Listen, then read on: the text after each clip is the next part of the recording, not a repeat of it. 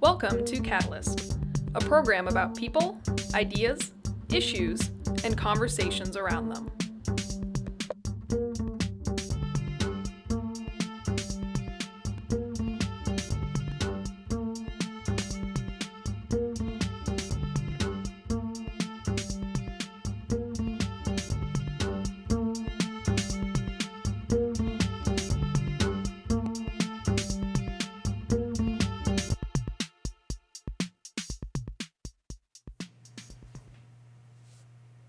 Welcome to Catalyst.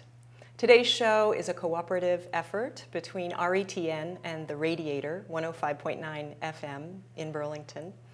I'm Shelagh Shapiro, host of a Radiator program called Write the Book. Today I have the pleasure of speaking with Vermont Poet Laureate Sydney Lee about two new books, A North Country Life, Tales of Woodsmen, Waters, and Wildlife, published by Skyhorse Press, and a new poetry collection, I Was Thinking of Beauty, published by Four-Way Books. Sydney Lee is the Poet Laureate of Vermont, and I Was Thinking of Beauty is his 10th collection of poems, and A North Country Life, the other book that I said we're going to talk about today, is just released as well. These are the two books that we're going to discuss. Other recent publications include his collaborative book with Fleda Brown, Growing Old in Poetry, 2 Poets, 2 Lives, 6 Sundays Toward a Seventh, Selected Spiritual Poems, and 100 Himalayas, a sampling from his critical work over 4 decades. Sydney Lee founded the New England Review in 1977 and edited it until 1989.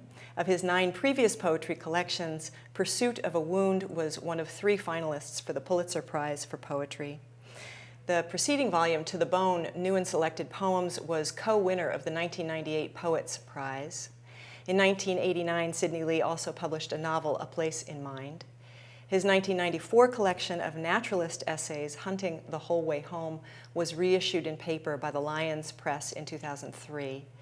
He has received fellowships from the Rockefeller, Fulbright, and Guggenheim Foundations, and has taught at Dartmouth, Yale, Wesleyan, Vermont, and Middlebury colleges, as well as at Franklin College in Switzerland and the National Hungarian University in Budapest. His stories, poems, essays, and criticism have appeared in The New Yorker, The Atlantic, The New Republic, The New York Times, Sports Illustrated, and many other periodicals, as well as in more than 40 anthologies. He lives in Newbury, Vermont, and is active both in literacy efforts and in conservation. Sydney Lee has been described as a man in the woods with his head full of books, and a man in books with his head full of woods. His affection for story, moreover, an affection derived in no small measure from men and women elders in New England, colors his poetry just as a relish for the musical properties of the word colors his prose. His lifelong passion for the natural world informs almost his every utterance. So as I said, we're here to talk about 2 new collections that Sydney Lee has just published, and we do have pictures of the books. The first is a collection of personal essays titled A North Country Life, published by Skyhorse. And then Sydney Lee has a new poetry collection, I Was Thinking of Beauty, published by Four-Way Books. So Sydney, I wanted to ask to begin if these 2 books are related for you in ways other than that they came out at around the same time. Well, they came out by the hand of the same author, so they must have some relationship to one another. It's interesting that because of family connections on my father's side, I've long had a relation with this portion of Maine that is sort of the bailiwick of the prose book, North Country Life. And from my earliest memory, really, I knew men and women who survived in that part of the country up on the New Brunswick border well before the advent of power tools or the so-called modern conveniences, and rightly called modern conveniences for the women, whom it would have been ludicrous to describe as housewives, incredibly hardworking people. And because they had no external means of entertainment, they had to make their own, and the result was that they were terrific storytellers to a man and woman. Some were clearly superior, but they were all good at that. And that book is a kind of a tribute to them And I think, without trying to present myself as some sort of a backwoodsy proletarian poet or whatever, I can still say that I think that their attitude toward language as a kind of community property had as much influence on me as anything that I studied in all those years I put into pursuing a PhD. And that relish for language spills over, or I hope it does, into all the poetry books I have written, and that would have to include this one. Mm-hmm. Now, A North Country Life, which is a book of essays for the most part, it starts with a sort of introduction that you title Prelude. Mm-hmm. And the last line of Prelude is, "I dreamed my old dream that some word, fossilized, forgotten, could quell an old longing." So I wanted to ask you why you started the book with Prelude, this introduction, and also if you could talk a little bit about that line. Yes, I mean, I'm sure, and I don't know that this was conscious at the time that I wrote that line, I'm sure it reflected to some degree my concern, which I suspect you share, Shelagh, for the fate of literature as we have always known it, and for the fate of language as a living and breathing and shareable entity and I'm not trying to be nostalgic or trying to diminish the importance or perhaps the fruitfulness of this technological revolution, which is in the category, I think, with the wheel or the movable printing press. Mm. But I think to some degree it had to reflect my fear, on the one hand, that the kind of writing that I do, particularly lyrical poetry, might be in the eve of its existence as a mode of discourse.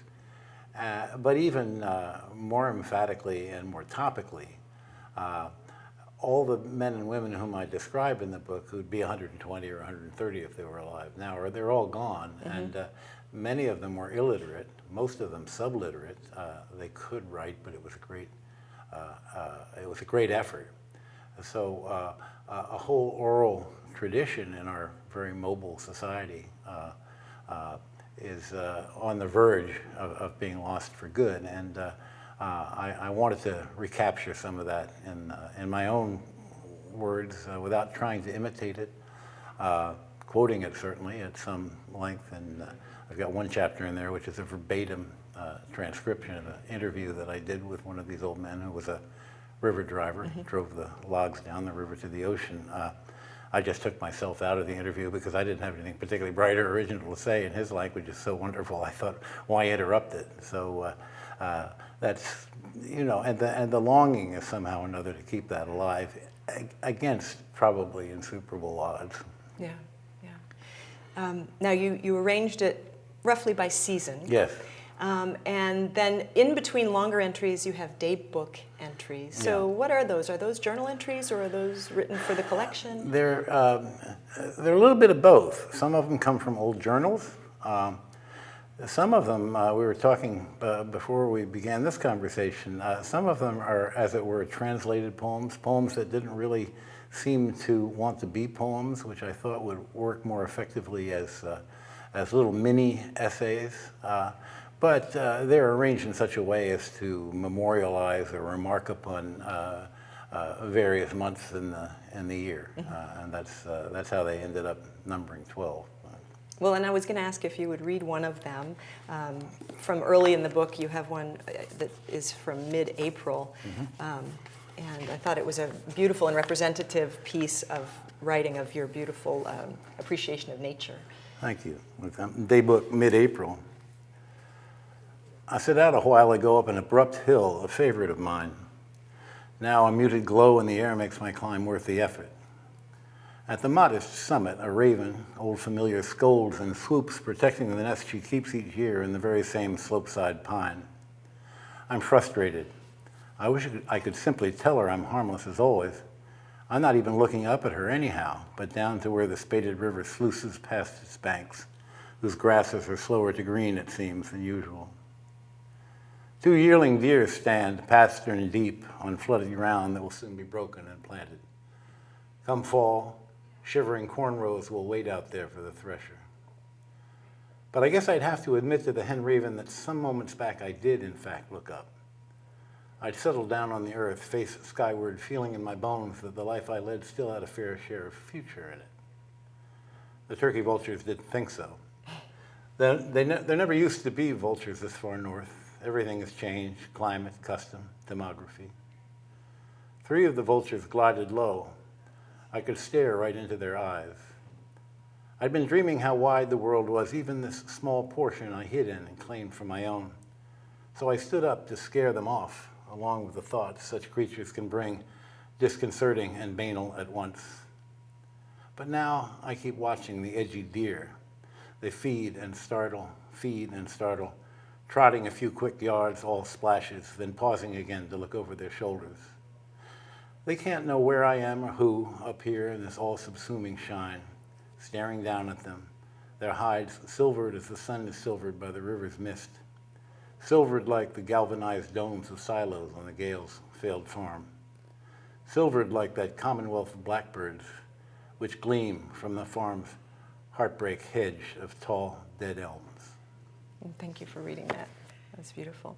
I love the farm's heartbreak hedge of tall, dead elms. Mm-hmm. You know, and to me, the failed farm is the heartbreak, but also there's a little heartbreak in the dead elms, you know, and the way that they dot Vermont countryside, you know, Right. I assume it's the Dutch elms. Yeah, Mostly. Definitely. And, you know, if I were asked what that passage meant, I'm not sure I could explain it. I simply recorded what I observed, and if it has meaning or significance, it's certainly there's no willed symbolism, and the symbolism came after the fact, if it came at all. Yeah. Early in the book, you write, every sensible detail starts a recollection. Mm-hmm. And I thought about that line. First of all, I was thinking, do you mean of the senses, a detail that is sensory, that has sense memory attached to it? And does it mean that it takes you off into a new direction, starts a new recollection? And I thought, well, if that's the case, that must be very difficult when it comes to writing essays, because how do you contain your Well, subject? it is in a way. I used the word sensible because I wanted it to imply both sensoriness, the 5 senses, and sensibility, a kind of disposition of mind that I seem, for better or worse, to possess. It's true what you say. In a sense, it's difficult, and the revisionary process on these essays is more difficult for me than it is for a poem. And I think I know why, and that is that in writing one of these essays, I kind of let the language lead me where it's going to lead me, or the perception lead me where it's going to lead me. And then I have to figure out if that's simple meandering or if there is some possible cohesion to the whole thing. I think, you know, and I've written about this elsewhere. In fact, in that book that you referred to, I have an essay on the American nature essay, in which I suggest that the American nature essay is at least equally about a mind's perception of nature as it is of nature itself. It's not hard science. I was thrown out all those science courses, if the truth be known. What I know about nature is by way of the senses and by way of experience. So these are really records of where my mind goes and where I let it go whenever I'm in whatever situation it may be that I'm describing. Now in the revision, obviously anybody's mind thinking of any topic will kind of make these little zigzags towards material which in the end seems to be extraneous, and that has to be weeded out. But you know, in a curious way, the writing of personal essays is much closer in my mind, or in my practice at any rate, and I'm speaking of course only for myself, it's much closer to writing lyrical poetry than it is, say, to writing fiction. And in the sense that in fiction, you know, at some point or another, you need to plot the thing if you're a conventional fiction writer, as I have been in such a small amount of fiction as I've published. Whereas in the personal essay, it doesn't have to be plotted that way. It can proceed in a kind of an intuitive exploratory way. I think of the famous line from Wallace Stevens, which was in a poem called Of Modern Poetry, where he talked about writing the poem of the mind in the act of finding what will suffice. And for me, the nature essay, as I construe it in my own practice, is an essay of the mind in the act of finding what will suffice. It's interesting, though, because some of these essays are very solitary and contemplative, and then some of them are stories of your experiences with other people, and I would say those definitely do, certainly in the moments that you're recounting what happened when you were with this person having this conversation, those do feel more like the plot. More plotted. Well, I mean, because those are uninvented memories. They're givens, you know, and if they're to be incorporated, they have their own structure before the fact. Sure.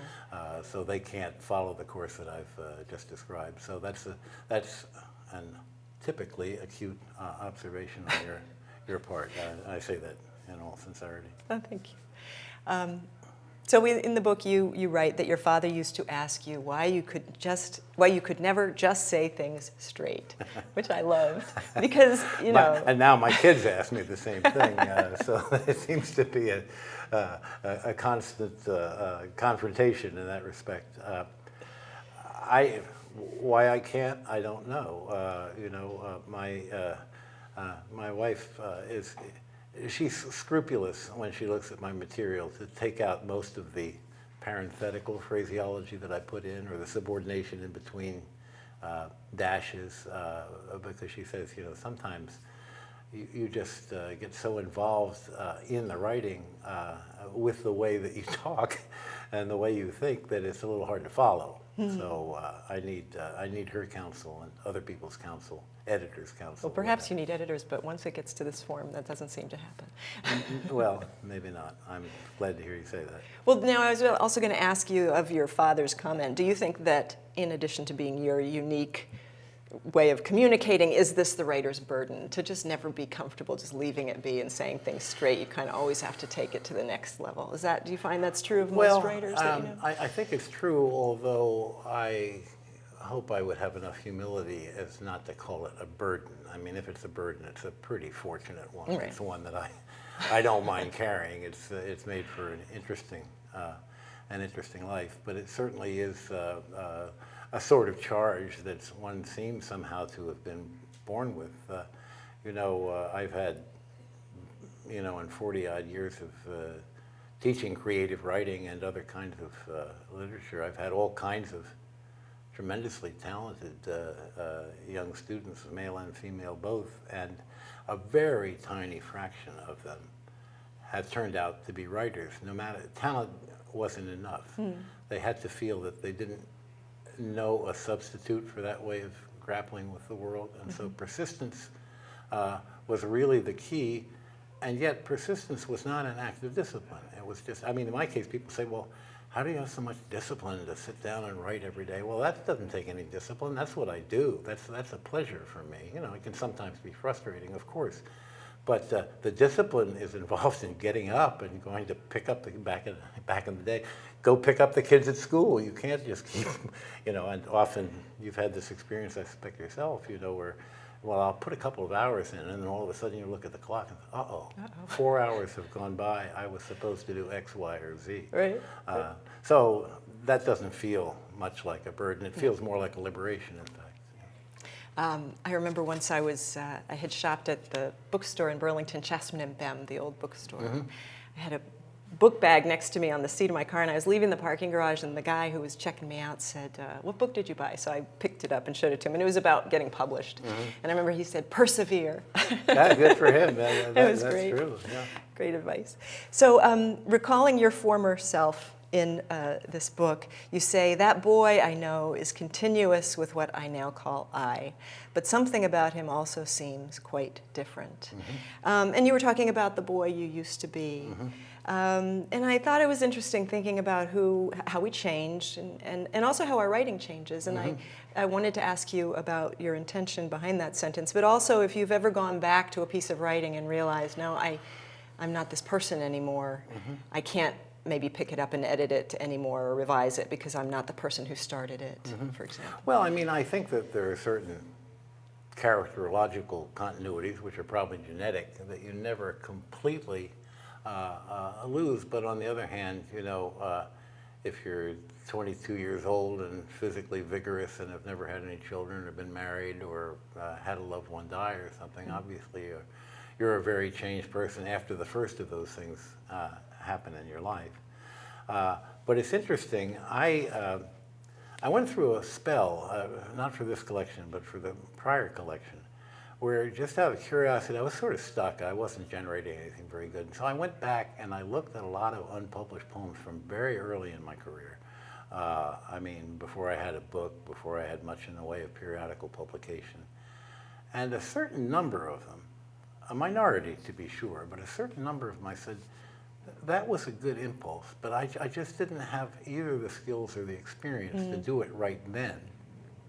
Maybe I do now. And so I edited them, 30 years after the fact, 25 years after the fact, whatever the case may have been. And it's not up to me to say, oh, now they're wonderful, but they're better than they could be, than I could have made them at that stage in my life. Mm-hmm.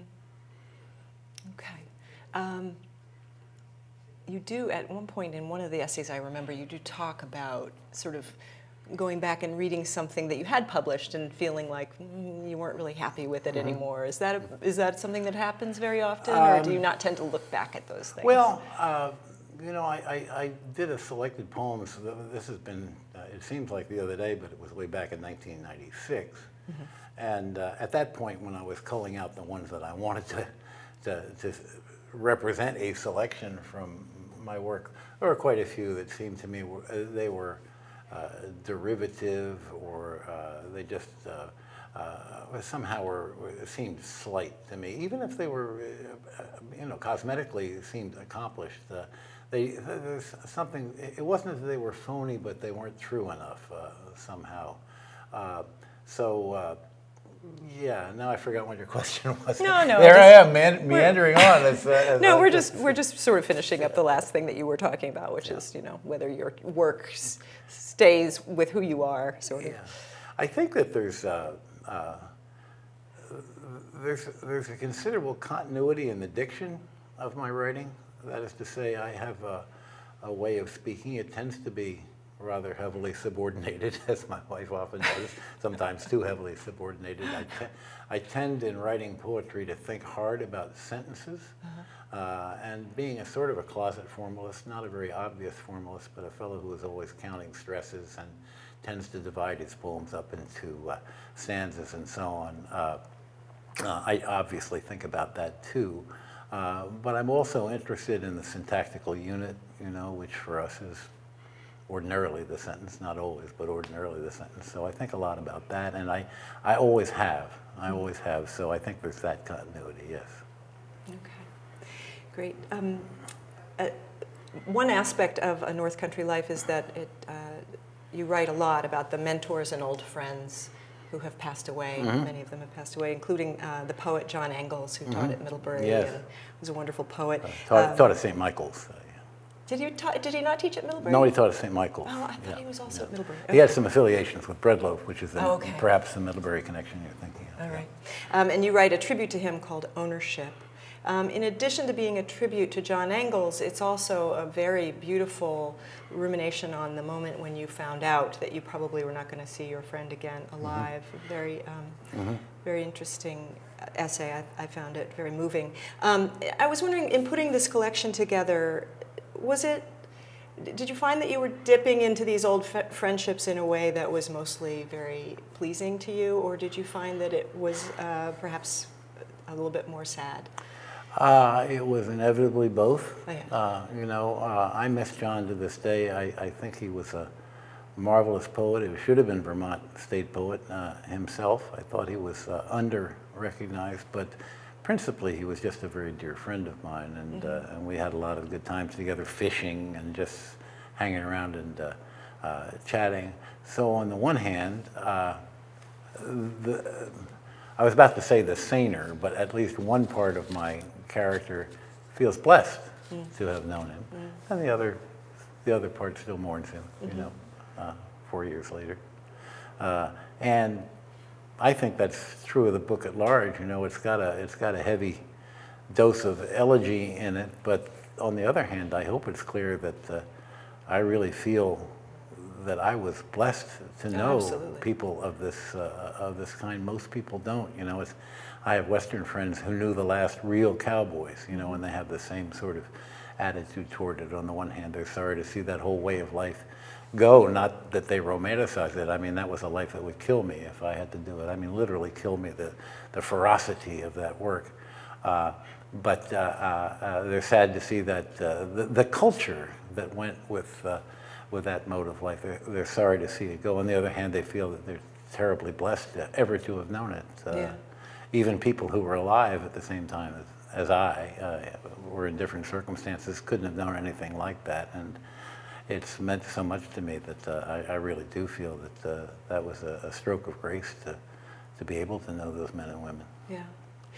You just mentioned elegy, and there's an essay called Weathers and Places, Mm-hmm. which is about your friend Creston MacArthur, Mm-hmm. for whom your son is named, Creston Lee, the writer and also guitar builder. Mm-hmm. So Creston MacArthur was a mentor to you after your own father died too young, and then Creston MacArthur also died, sadly, very young. Yeah. And you say in that essay, what elegy can there be? And then a bit later, I was interested in this line. You said, elegy feels like posture, pretense, artifice. So I wondered if you could talk about wanting to honor a loved one, but also questioning the elegy as false or insufficient as you're trying to work on it. It's less that it's false than that it is insufficient. I mean, that's a moody essay. I mean, a lot of it is it's more than a little sad. It's got a kind of a gritty vision, you know. I mean, he's gone, and nothing will replace him. I'll never know another person like him. But by the end of the essay, I say you touch them all, boot, paddle, and pole. I'm talking about the wonderfully colorful local names of that neighborhood. Those names are still there, and they bear his traces. So, yeah, it's sad he's gone, but it's a much less unrelievedly gloomy vision than the way it started, which is, I mean, that terrible, unspeakably terrible weather makes what we've been having lately seem absolutely balmy of the day of his funeral. But then, you know, metaphorically and otherwise, the sun comes out. So. Yeah. All right, I wanted to talk about another one that I loved. You had an essay in here called God Bless Hunting. And one thing that I loved about this was you admit to being incapable of linking your love of hunting and country people to your love of jazz, which was something that you set out to do. And this is a quote from the essay. When I dreamed up this series of essays, I imagined that in one of them, at least, I'd wrestle these antinomies into harmony. But I need to face it, I just can't. It seems I know enough of urbane sophistications, no matter my suspicions of them, and of rural concerns that I'll never cleave to one exclusively of the other. I loved the fact that there was something that you had to say, you know what, I can't put this in words. And the experience itself will have to just live on as an experience. Yeah, and I say in that very prelude that you referred to, you know, I am not one of them, could never have been. So I wanted to be clear about that. I mean, it would just be a total imposture for me to present myself as a woodsman of that.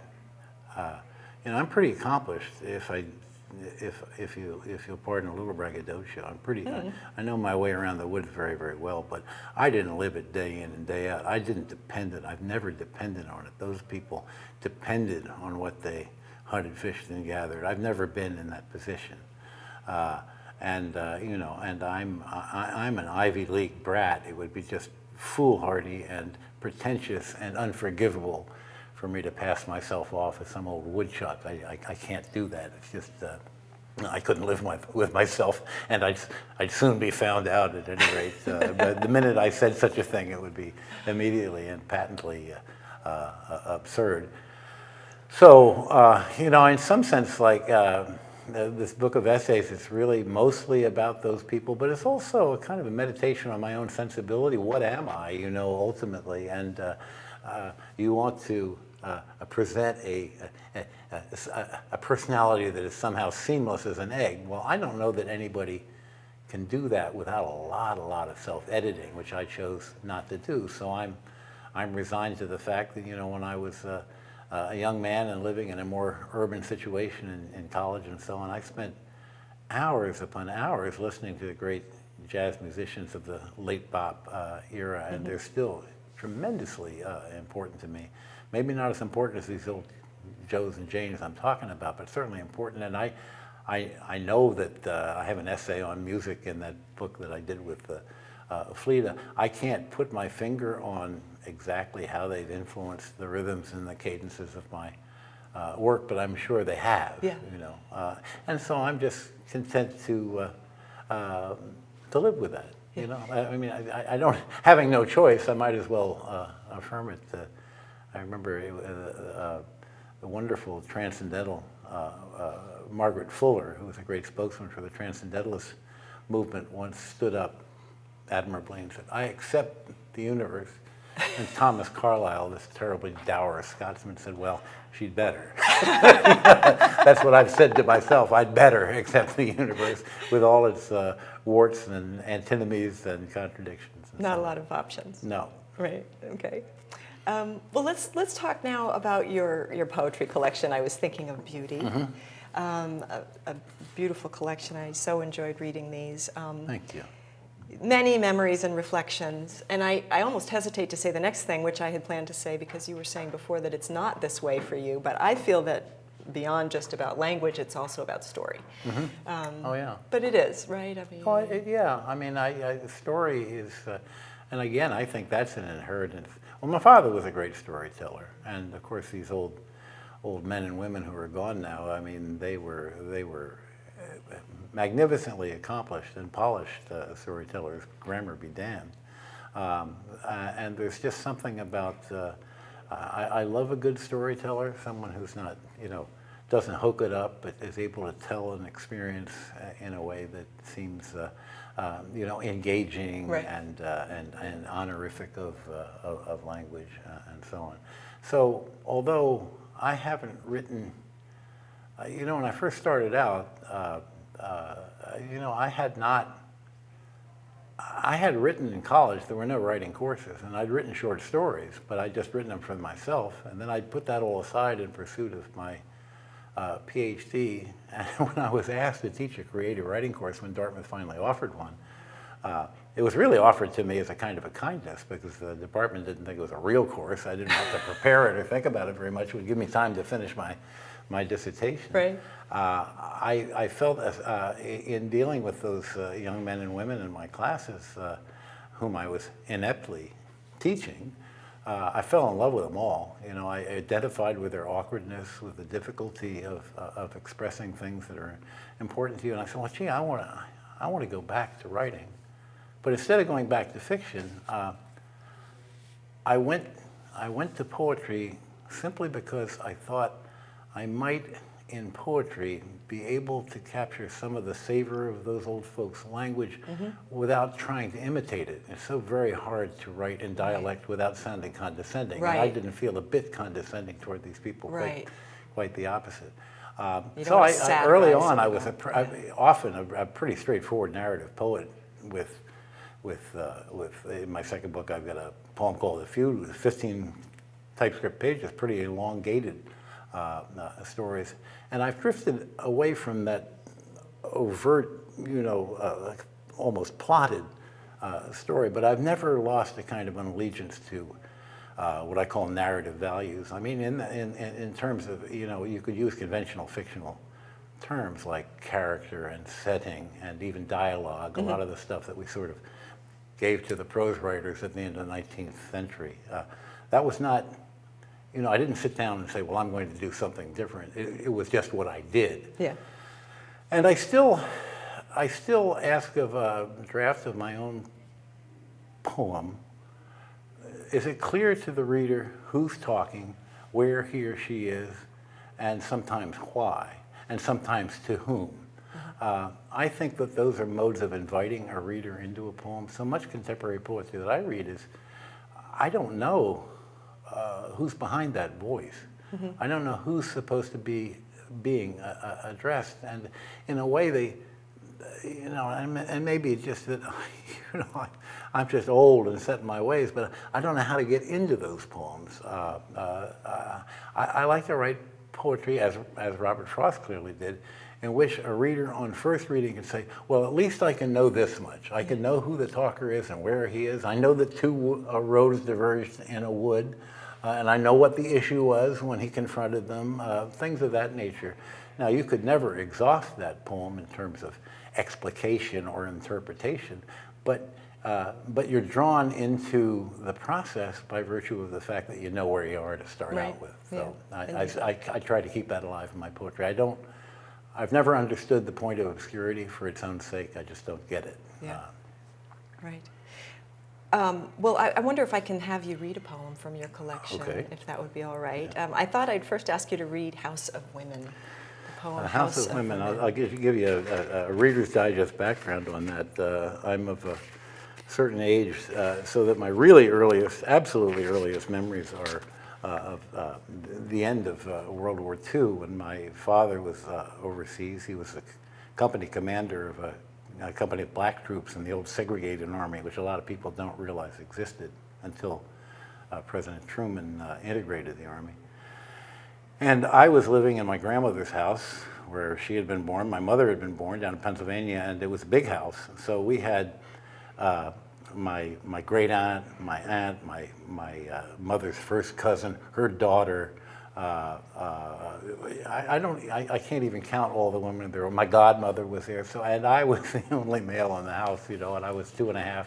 And I do really remember a lot of that, strangely enough, little spots of time, as Wordsworth called them. And I remember my father coming home and being absolutely indignant that this guy, whom I didn't know, should walk in as if he belonged there. That's sort of what this poem is all about. It also refers to a great crush I had on, a strange thing to have imagined that at that age, but I had a great crush on one particular aunt whose name I've changed to Faye from Dorothy, for whatever reason. House of Women. The last of that war is old fragment, vignette at best. He's barely 3. The house houses nothing but women. Mother and grandmother, cousins and aunts, the husbands in Europe or Asia, and what the women call theater. There's theater here, he believes, but how can he know such a concept, having never seen play in a film and television unheard of? He crouches in the curtained knee-hole of Aunt Faye's vanity table as she daubs on morning makeup. He parts the cloth as if for a show, which it is, and seated so, Faye looks lovely. She's always lovely, and it's not cosmetics that make her a beautiful lady. It's her polio-withered leg that causes the lurch when she rises. But the lurch is part of the drama, the beauty. All done, she sighs, she kills the lights and sips a taste of something and tells him not to tell. He won't. She puffs at a cigarette and sighs. Perhaps she misses the deadbeat Uncle Nick, who isn't that yet, the deadbeat. He's living somewhere on a ship. The boy doesn't care. Their daughter Nancy's 15 and flirts with him, though flirt is another word he can't yet command. Her kisses are simply sweets from the stores of the women, limitless, warm. The sun stands theatrically low. The summer lawn gone dark when the stranger appears, burly and strapping in khaki. He has nerve enough to dash right up the drive and into the house as if he owned it. The child at the nursery window upstairs stands watch in shock. The end of the world so near, he's sick with terror. Meanwhile, the high-heeled shoes of his frenzied mother go avalanching downstairs despite his howls. The imposter lifts and swings her round and round till Earth must seem as distant to her as a star. His own days of stardom are over. I love it. That's great.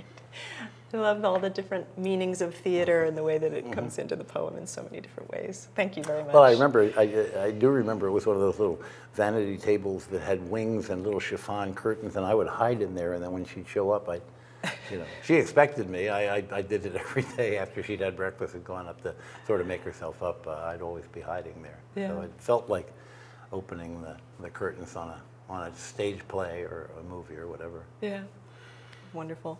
I do want to ask you to read one more poem before we end. You have a poem named Thaw. Mm-hmm.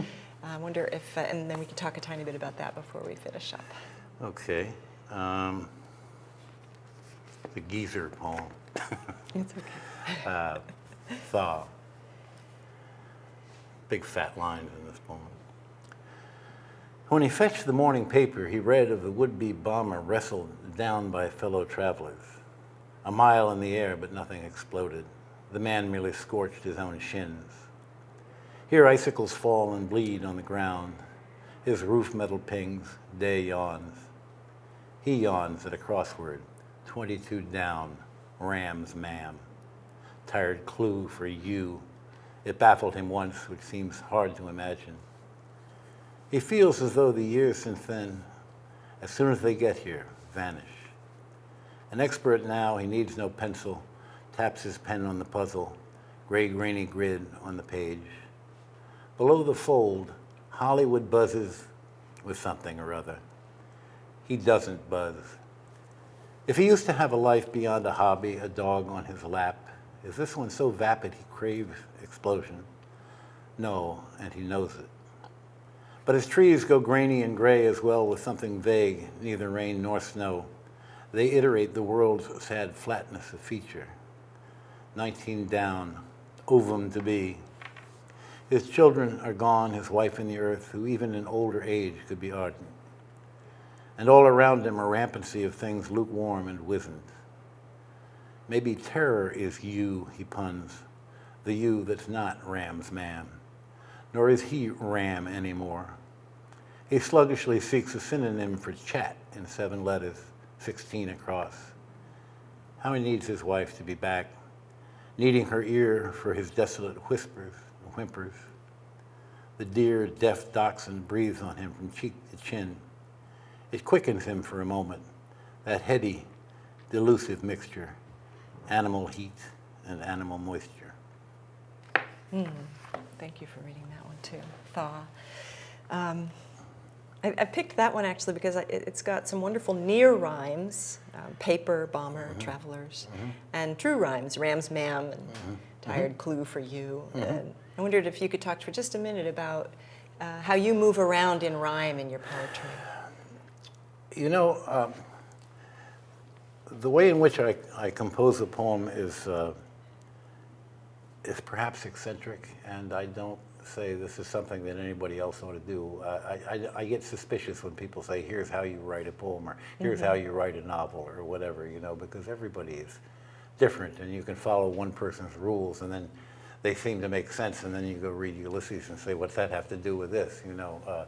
So I'm very suspicious of, even antithetical to prescription. So that said, again, this is not something that would necessarily work for everybody.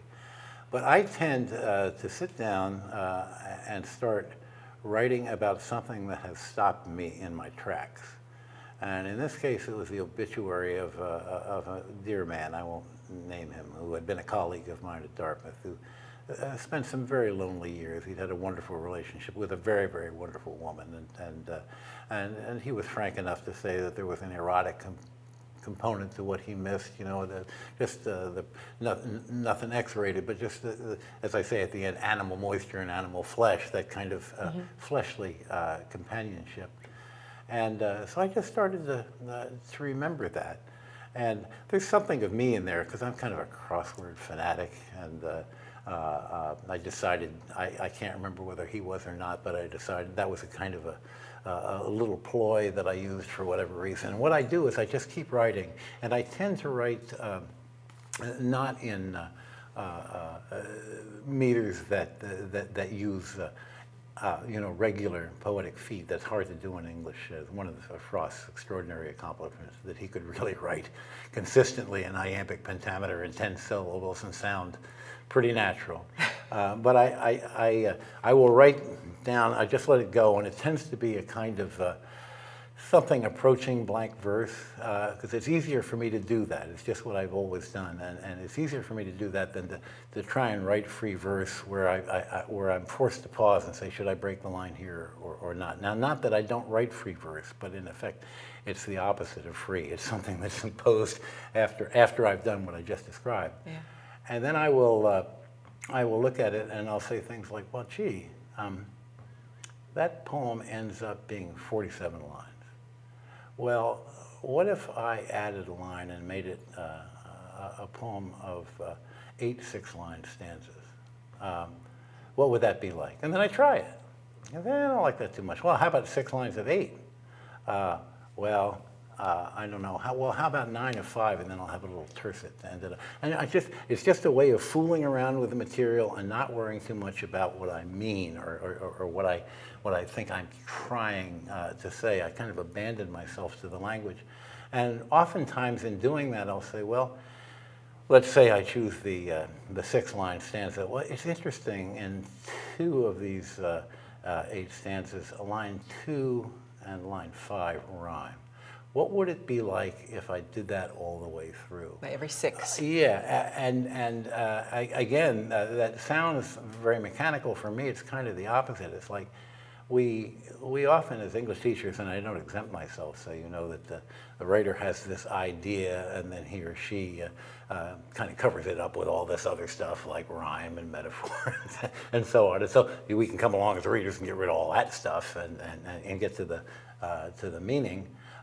Whereas in fact, you know, poetry or all writing in some senses, first and foremost, it's a verbal act, almost like music in the sense, I mean, I almost feel it that way as a failed saxophone player, that it's almost like this column of air coming up and vibrating in the vocal cords and going out into space. So that sounds are our medium as surely as oils are the medium of an oil painter, you know. And if I can play around with those materials, this sounds very mystical, and probably it is, and maybe it's. Well, it's hard to talk about process. But if I do that and I do it enough, eventually the language will lead me in the direction of whatever significance the poem may have. There's nothing, you know. Again, there's nothing symbolic here. I wanted to evoke the imaginable state of mind of an old widower. That was my aim, you know, and I ended up with, I can't remember if it's 9 stresses per line, for example, and then there are off rhymes every so often. I think it's fairly regular. I don't even remember myself. I'd have to scrutinize it, and we don't have time to do that now. Yeah. Well, thank you for talking to that. One last really quick question, and that is if you have any advice. I always end my radio show by asking for advice. Do you have any advice for the nature writer? Yeah, I do, and that is know whereof you speak. You know, as good a writer as Don Hall has a poem in which he has a quail being attacked by a fisher. Well, we've never had quail in New England, you know, and certainly don't now. And if you make that kind of error, as a reader, if I'm suspicious of that, if you're inaccurate about that, how can I trust your accuracy otherwise? Yeah. And I would often, you know, the whole green movement is such that an awful lot of my students wanted to write nature poems and about the wonders of nature, which are undeniable. But you got to get the facts right. You can't get, you know, you can't put a palm tree in Maine and you can't put a sycamore at the top of a mountain in Colorado or whatever. So if you really want to write about nature, and I have no axe to grind about that, there's plenty of poets I read who you know, never get off the asphalt, whom I enjoy a lot.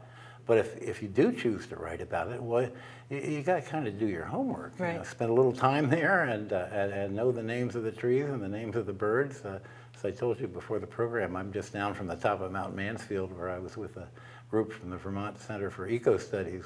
They were catching various migratory birds and mist nets and banding them and so on. And I learned. Learning process in the natural world is inexhaustible. Yeah. You know, so I learned some stuff in an hour and a half of just watching these guys that really were genuine ornithologists and biologists do what they did. I'm sure you'll write about that. I'm sure I will too. I don't know when or how, but I will. Well, Sidney Lee, I want to thank you so much for being with me today. Well, it's a great delight. Second time we've chatted Yes. over the airwaves, and you're a wonderful interviewer and very thank you. perceptive. Thank you very much. My guest today has been Vermont Poet Laureate Sidney Lee. I'm Shelagh Shapiro, and thank you for watching Catalyst on RETN.